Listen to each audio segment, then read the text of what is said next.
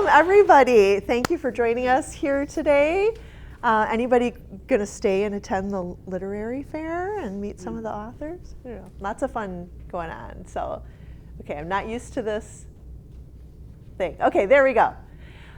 So how early literacy practices get kids ready for more than just reading? Probably the longest title of a workshop I've ever done.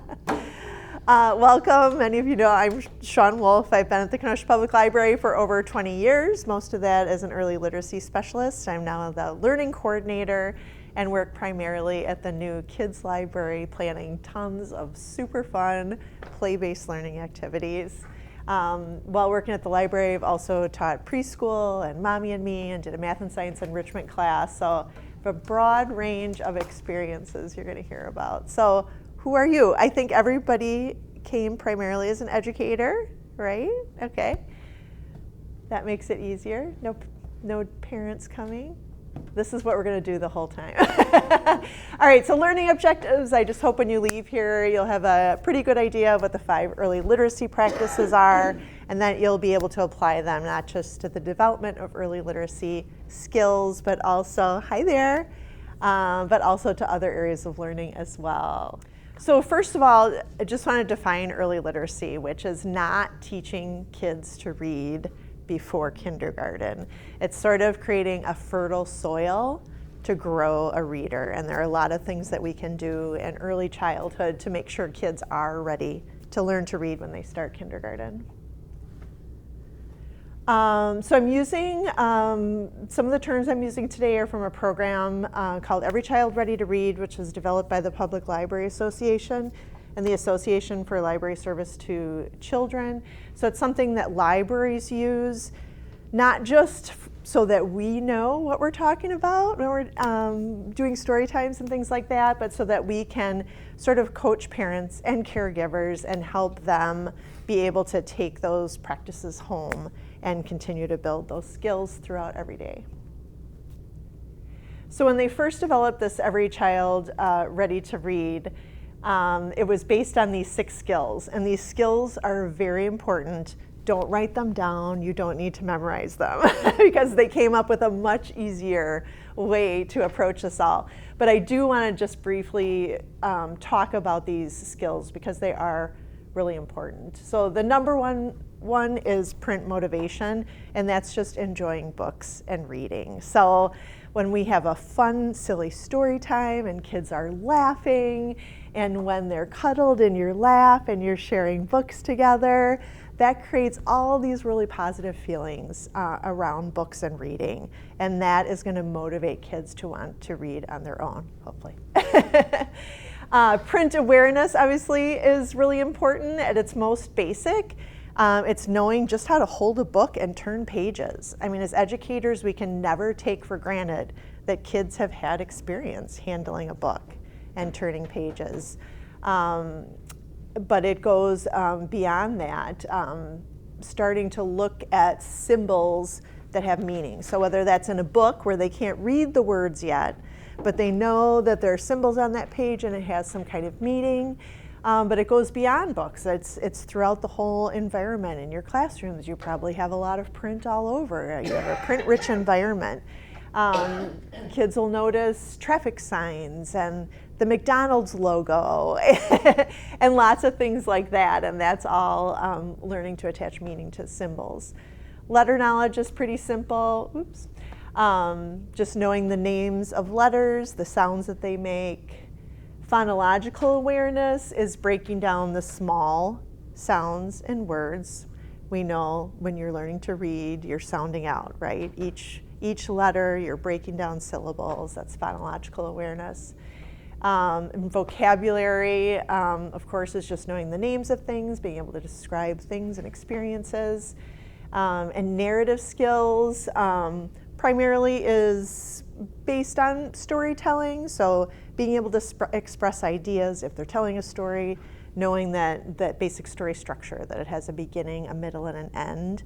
But I also see this so much in play and in science, where kids are describing how they built something or what's going to happen when they roll the ball down the ramp. all of those play experience have rich opportunities for building narrative skills. But like I said, they decided to make it a lot easier. And they broke it down into 5 super simple skills that you are doing every day.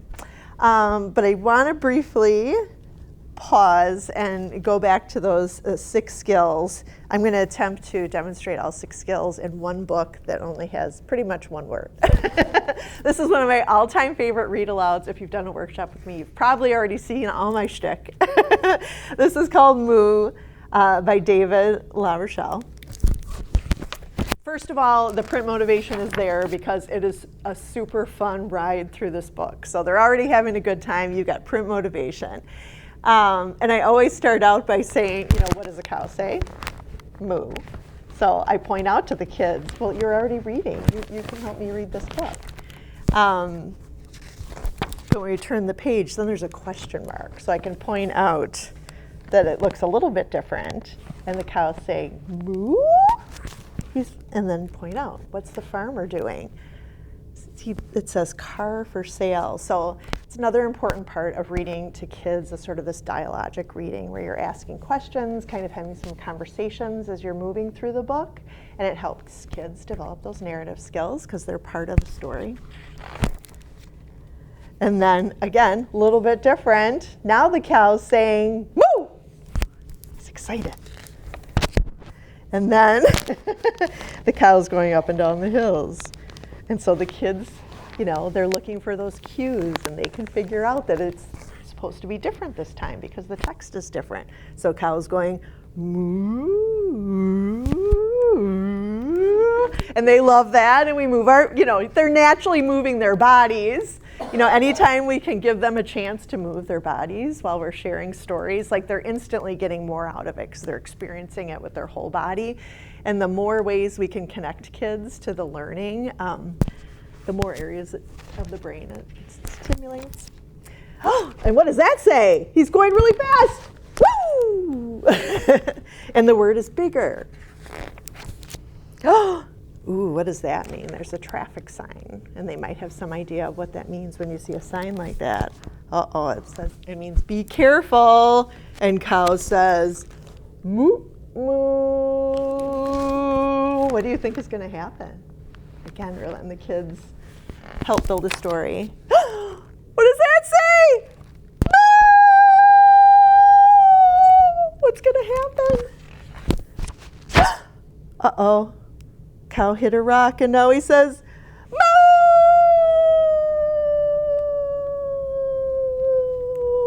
And then what? Moo! A big crash. And then, we talk them through this a little bit. There are a lot of books that have one word or are completely wordless. Those are fantastic for looking for clues in the pictures and building the story themselves. And what happened? What did the cow crash into? Keep asking those questions and help them sort of flush out what's happening here. And then cow tries to explain. Moo, moo, moo, moo, moo, moo, moo, moo, moo, moo. And depending on the group of kids you're reading with, you could ask them to read part of this. What do you think cow is saying? And then the police officer tells cow probably to go home, right? And cow says, and then he goes home, moo, moo, moo, moo, moo, moo, moo, moo. Uh-oh. And then so there's this whole, how do you think the farmer feels? Do you remember? What was the farmer doing in the beginning? And cow's like, moo. And of course now I just have to show you the ending because it's all about the ending. Bah. He blames it on the sheep. So lots of early literacy skill building just in this book, but so many opportunities for extension activities. This is super simple, whether the kids in your care are starting to practice writing letters or not. This, when I read this with my preschool classroom, I just put this word really big in the writing center and just decided to see what they did with it. Would they recognize it as the word in the book? It's just a zigzag and some circles, you know. So any mark making, any symbols, it's all good. We, you know, had some ramps and pillows and tried to make some hills and talked about cow going up and down the hills, so then it turns into a big science thing. Just lots and lots of opportunities to really engage the kids in many different ways, and all starting with a book. So that was reading, talking, singing, playing, writing. These are the 5 early literacy practices we're going to break down. All on your bingo card. Bingo, right there, right? Okay.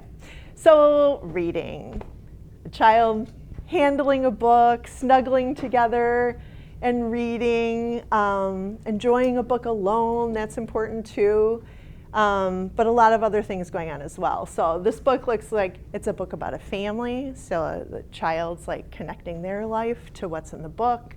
Looks like it's got some great photos of kids making faces, so they're starting to recognize emotions and faces and you know, developing social emotional skills. This baby laying down, having tummy time while they're enjoying a book. So you've got large motor connected to that activity. Again, more large motor, going on a walk through your neighborhood and recognizing, pointing out where they see symbols and words.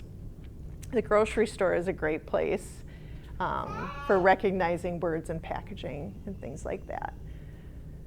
A print-rich environment is so important to just notice it everywhere.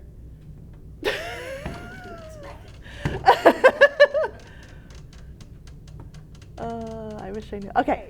So this is an example of really letting the book do the heavy lifting when it comes to like lesson planning or just keeping your kids busy. This is a book called Lemonade in Winter. They're having a winter lemonade stand. It has money in it. There's a lot of different things going on in the story. But one year I did a math and science enrichment class, and this was sort of a project that we did. And we read the book, and I asked the kids if they wanted to have a lemonade stand. So we talked about all the things that we would need for our lemonade stand. So they made posters. So we had art, some writing practice. There are numbers there, so a little bit of exposure to math. Obviously, we did measuring to mix the lemonade, more math. Money is tricky. I think we asked the parents to just bring quarters because we just sold lemonade to the parents at pickup. So it's very simple, 1 quarter, 1 cup of lemonade. They're doing all the pouring and the cleanup, so lots of life skills. This is super blurry, but we made decorations. So we made this banner, which had strips of felt, and these were 4-year-olds starting to turn 5. So just practicing making a simple knot. But then there was a knot, then a straw, and a straw, so they were doing patterning. So lots of different kinds of learning, all based on this book. And I don't know, I feel like something like that just helped me to be so much more creative in the classroom. And I think it just is so much more comprehensive for the kids when all of those things tie together with the story. Another great book, Maybe Something Beautiful, is about a community mural. So we read the book and we thought that we could make a community mural. The school was in a church, so we were part of a much larger church community. So I'm usually very open-ended process stuff. This is very product-oriented, but I sort of drew out the rainbow on a giant sheet of paper and then cut it up into pieces and numbered it. So they got to paint, they each got to paint a section. We had to put it all back together again. I'm calling that math. And then once we had the background, we looked at the book and talked about other things that we might see out in the environment. And so they chose something to put on there. And yes, I drew those things for them just because of the nature of the project. But then we had to find a place to put up the mural. So we wrote a letter to the pastor and everybody signed it. I mean, little things like this they were all so invested. Look at them huddled around, like things like that. I mean, this was a real thing that was affecting their community, and they felt like it was really important, and they were all really invested. And then we all met with the pastor. And then we asked him where he wanted us to put it, and of course he said we could decide. So then we took a big walking tour of the whole community and went down hallways they might not normally get to go to try to determine where a good place for this mural would be. So lots of different things going on. The art, the math, writing practice, where it doesn't have to be a big, huge project. It's just a simple, meaningful opportunity to practice writing their name and practicing being part of a community. So much social emotional development in this project. So yeah, beautiful book, beautiful project. We had tons of fun. There we go. And talking. We know how important talking is with kids, especially in that first year. So critical for stimulating brain development and making sure those brains are making lots of connections. But we're doing this all day long. So might be while changing diapers, while driving in the car, while cooking, during circle time, playtime, anytime that's meaningful. I know it's tricky sometimes with babies because you don't have that like serve and return of a conversation. And I think some people, especially maybe new parents, might get stuck on that. But it doesn't have to be deep conversation. You can just describe something. If you have a stuffed cat, you start with, this is a cat, and it has a tail and 2 ears, and you have 2 ears, and feel their ears. I saw a clip once of a provider who was comforting a little girl who was missing her grown-up, and she just sat in a chair, and she had a pile of mail next to her, and she just started going through the mail and talking about what she saw and reading what was on the cover. And it didn't have to be about the child's feelings or anything. They were just words, and just for that child, just hearing the sound of her voice and sitting with her in that moment and having that connection was really meaningful. So lots of different ways to approach that. And like I said, all throughout our day, cooking is such a huge one. There are so many opportunities for learning and cooking, lots of measuring, tons of vocabulary. You're talking about the tools that you use, you're talking about the food, you can talk about where the food comes from, just endless opportunities, talking about safety, all different stuff. We have a vegetable, well, it's fruits and vegetables in there, kind of harvesting thing going on at the kids' library right now. And it's the set of a lot of different fruits and vegetables. It's a big variety. And this little guy was talking to me a few days ago, and he had a bag full of at least 20 different things. And I mean, he was not even 3 years old, but he took out every single one of those fruits and vegetables and named them correctly, even the eggplant. So he had a lot of experience with those things. If we're just serving kids food and it's already chopped up and cooked, they might know that, be able to say, on their plate, that's eggplant. I love eggplant. No kid ever said, right? But they might not know what a whole real eggplant looks like or feels like. But if they're part of the shopping and the cooking, they're getting a much broader experience. And things like that are so important down the road when kids start reading. This general knowledge or background knowledge is just really vital when it comes to reading comprehension, because it's a lot easier for a child to read a paragraph about preparing food if they have prepared food. If a child's never had that experience of preparing food and using some of those tools, it's going to be a lot harder for them to grasp everything that's going on in that paragraph. I'm so sorry. No, there it goes. And more talking, shameless plug for our Scary Story contest that goes on every October. Last year we opened it up to young children, so there's no minimum age limit. I suppose you have to be able to talk at least a little bit. So we just did a kickoff last weekend and just gave the kids a bunch of stuff and told them they could make a character. So I love these sorts of activities. Obviously this had some adult help. We were using masking tape and lots of different things for attaching. But in those instances, we want kids to do things for themselves so they can learn these skills. But you really have to stay focused on what the goal is. And the goal for this activity was creating a character so that they could make up a story about the character. So the adults helped because they're asking the kids questions like, how many eyes does your character have? What else does it have? Obviously, I don't know what it has there. There's a lot going on, but it can also be super simple. You put eye stickers on anything and it's a character, right? The kids don't need much.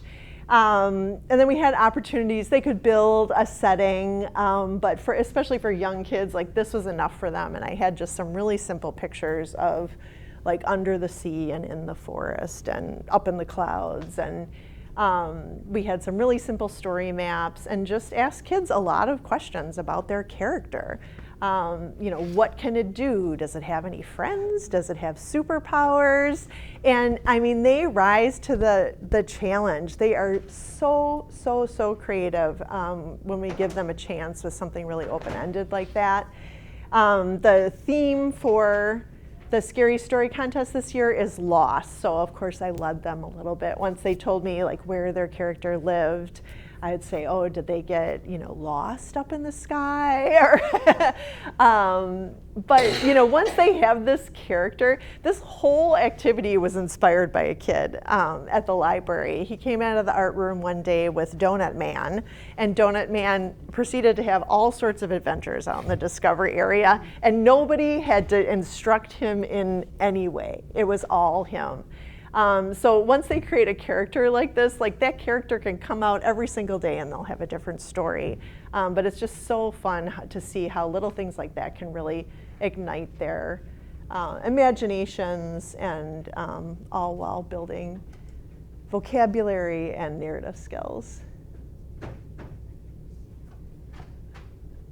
Maybe if I had a stylus. I don't want to hit it. Singing is so important, and this is really a heavy hitter when it comes to phonological awareness, because we, as adults, when we talk fast. I do all the time. So like if we say the itsy bitsy spider went up the water spout, a child who is learning to process language, it's probably not going to catch every single word, and they're certainly not going to catch every single sound of every single word. But when we sing it, the itsy bitsy spider went up the water spout, we naturally slow down language. We're probably enunciating more clearly. We're doing motions, so that's helping them to glean meaning from the words, because there's probably some new vocabulary in a lot of those words for them. So it's really, really important when it comes to phonological awareness. But there are a lot of other things going on. I talked about in Moo how, if you can let the kids use their bodies in any way while reading, they get so much more out of it. And naturally with singing, whether they're doing little movements with their fingers and getting fine motor practice, or they're doing something big with their arms, they're using their bodies to engage in the activity. And kids love to use instruments, so they're strengthening their grasp and using tools, and lots of good things going on there. And it just makes life easier. Those everyday tasks can be a whole lot easier if you have a song to go with it. Am I right? Like teachers know that. And again, because it just adds to that motivation. If it's fun, they're more likely to do it. And it's one of those things you can do throughout every day. Diaper changes, any kind of transition, waiting, anytime you're waiting. And in early childhood especially, so many of the songs we have are 5 little somethings. Amy's going to share some flannel board stories. We have a lot of flannel board stories, and a huge chunk of them starts with 5. And that's a very age appropriate for preschoolers to be practicing 5 of something. So just a lot more engaging, a lot more fun when you can do it to music. And music, just in general, really helps with math skills, early math skills, and play. We could do a whole many days on play and the importance of play. But when it comes to early literacy skills, a lot of it goes to that background knowledge, the general knowledge. All of these experiences they have, and especially when they are allowed to take the lead and sort of be in charge of their own learning, they can make connections that we might not make for them. And when they are making their own connections, it's much more meaningful to them, and they're much more likely to learn from it and remember what they're doing. So again, one of those things we're doing throughout the day. Most of the things, it can start so simple and they will run with it and usually add something to it. This is something we have out at the library right now. It's a pie making station. So they're mixing and stuff, but so much math going on. We have measuring cups and measuring spoons out. They're getting exposure to numbers. We chopped up some pieces, so they're getting experience with fractions. When talking about play, I always have to share this diagram, so many of you have probably seen it before. But when kids are playing and we let them take the lead, we don't always know what they're learning, right? Especially the younger the child, the more in the dark, I guess we are. So you can see, especially with toddlers, anybody working in a toddler room? I love toddlers so much, but you know, this is a toddler, right? They're like constantly moving around and they're dropping something in one area and taking it to another, and you know, stuff is all over, and we think it's, you know, our first instinct is to think that it's just a mess, but there's so many things going on and they're making connections that we just don't know about. But that is how they learn. And then we see as they get older, they're getting more and more focused and playing more in depth with one thing at a time. This is another example of play at work at the kids' library. This is something we did as a math activity with lots of boxes and different size containers, thinking they'll get some exposure to volume, that fewer boxes fit into the smaller containers. But we had other stations, because all the stations were math-based, so we had a balance scale and other types of scales at another station. And then in a whole other area, I often like to just put out tools, just so they're around, so kids can use them however they need to use them. So I have calculators out sometime as a tool. So, and those were on a different cart. But over and over again, like the first week or so, the scale would come over to the conveyor belt area and the calculator would come, and different kids were bringing the same types of toys together. So obviously, like, that had meaning for them. And my theory is that, especially because it was December, you know, Amazon's coming to your house every day, because we started out with one wheelbarrow, and I had to buy these really simple little hand trucks because they were, of course, loading the boxes into the car. We have a car feature there. But it was just so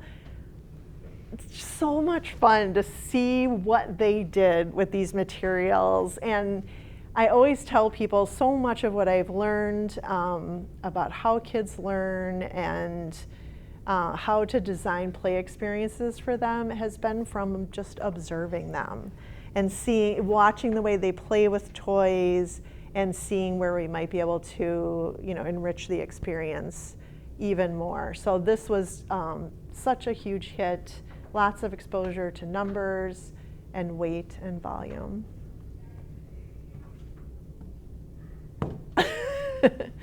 And writing, another practice. You might think that's kind of a tricky one, especially with the younger kids, but reading and writing go hand in hand, and nobody just picks up a pencil and starts writing letters, right? There's a lot of pre-writing skill that leads up to that. So from the time they're picking up Cheerios with the pincer grasp, I always think this is the first art experience, running their fingers through yogurt on the high chair tray. But scribbling, any kind of mark making is good as far as I'm concerned. And a lot of times they're using their fingers when they're young, but as soon as we put a marker or a crayon or a piece of chalk or a paintbrush in their hands, then they're starting to use tools, which is technology, so then it's STEM. And I know a lot of times we think about when kids are starting to write letters and write their names, they're sitting in a chair and practicing on paper. But it's really hard for a lot of kids, and it's very frustrating sometimes, and not all kids want to do it, but there are so many different ways you can do it. So this is like, first they drew it with chalk out on the sidewalk, so you're outside, it's bigger, so then it becomes a large motor thing and they're engaging more of their body. And yes, that's not exactly writing, but they're still learning to form the letters.